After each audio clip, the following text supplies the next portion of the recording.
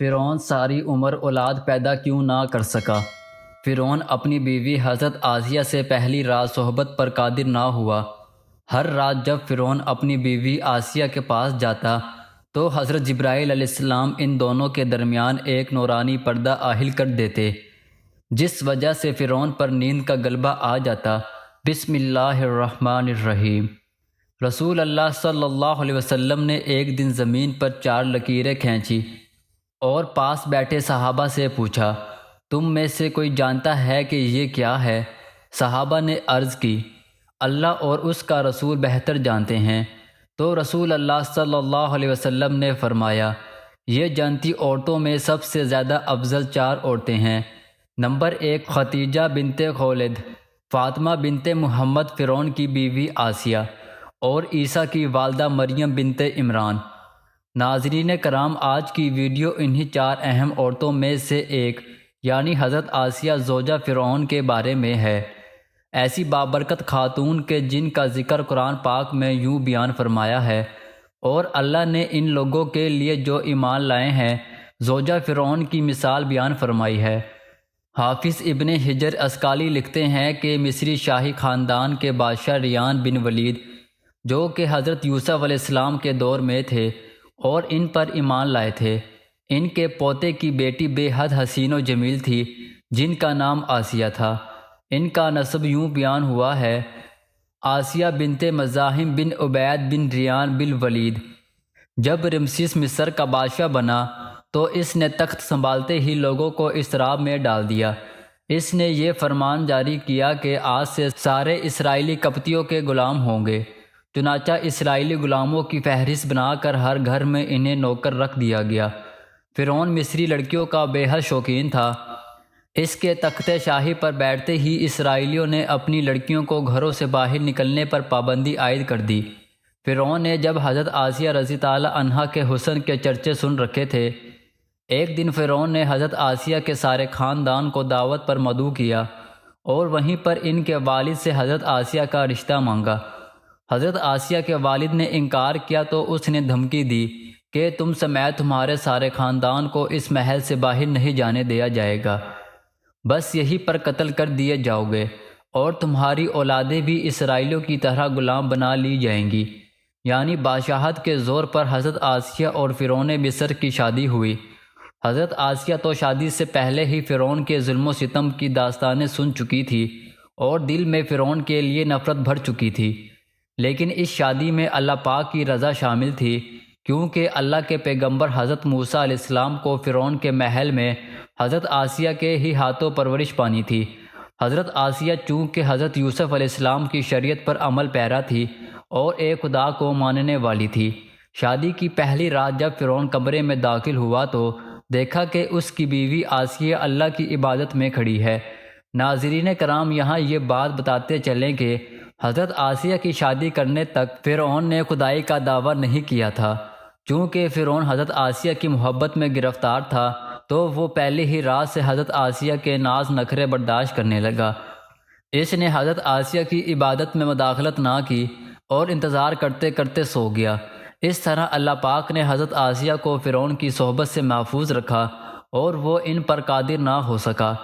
بعض روایات میں یوں ملتا ہے کہ جب بھی فرعون حضرت آسیہ کی خلوت گاہ میں داخل ہوتا تو حضرت جبرائیل علیہ السلام فرعون اور حضرت آسیہ کے درمیان پردہ عاہل فرما دیتے، جس سے وہ ساری رات پرسکون سویا رہتا۔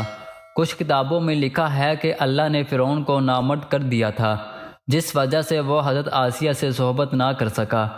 ان سب کے باوجود فرعون اپنی بیوی حضرت آسیہ سے بے پناہ محبت کرتا تھا۔ بعض روایات میں فرعون کی ایک بیٹی کا ذکر بھی ملتا ہے، تو آپ کو بتاتے چلیں کہ وہ لڑکی انہوں نے کسی سے لے کر پالی تھی۔ فرعون کا حضرت آسیہ سے پیار ہی تھا کہ جب حضرت موسیٰ علیہ السلام ایک صندوق میں ملے تو حضرت آسیہ کے کہنے پر اس نے موسیٰ کو اپنے گھر میں جگہ دے دی۔ حضرت آسیہ چونکہ کوئی اولاد نہ تھی، اس لیے آپ نے حضرت موسیٰ کو اپنا بیٹا بنا لیا اور فرعون سے کہنے لگے، یہ بچہ میری اور تیری آنکھوں کی ٹھنڈک ہے، اسے قتل نہ کرو۔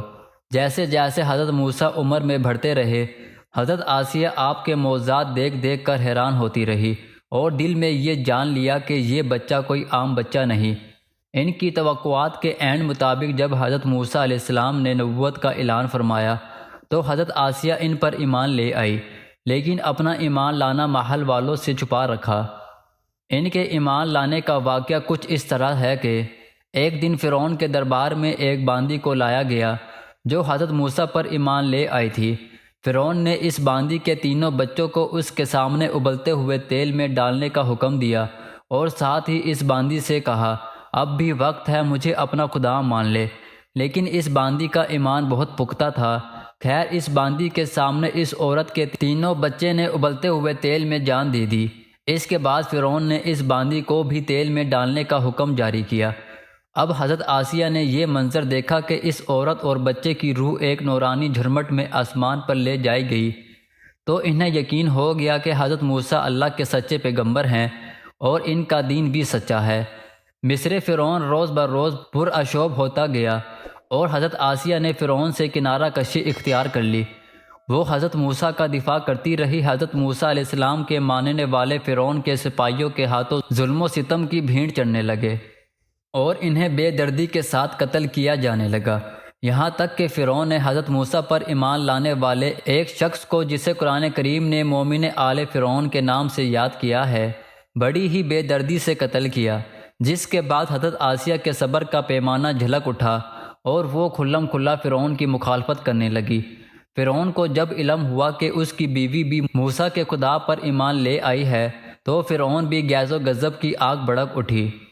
پہل تو اس نے اپنی بیوی کو اکیلے میں سمجھایا کہ اگر میری بیوی ہی مجھے خدا ماننے سے انکار کرے گی تو پھر بہت سے لوگ سرکشی کریں گے، لیکن حضرت آسیہ نہ مانی، بلکہ فرعون کو بھی دعوت حق کی تبلیغ کی اور کہا کہ اللہ پاک سے معافی مانگ کر موسیٰ علیہ السلام پر ایمان لے آؤ۔ بہت سی راتیں اسی طرح جھگڑوں میں گزر گئی۔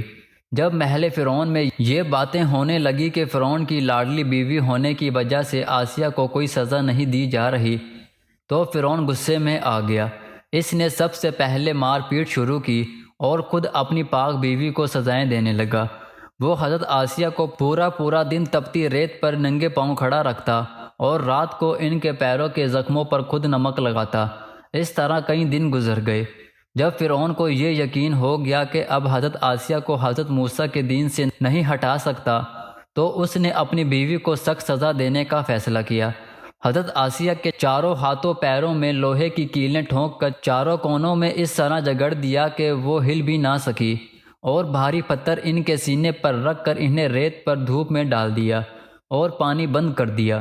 لیکن پھر بھی حضرت آسیہ ایمان پر عزم و استقال کے ساتھ ان مصائب کے باوجود قائم و دائم رہی اور فرعون کے کفر سے خدا کی پناہ چاہی، جسے اللہ پاک نے یوں بیان فرمایا ہے، اور اللہ نے ان لوگوں کے لیے جو ایمان لائے ہیں زوجہ فرعون کی مثال بیان فرمائی ہے۔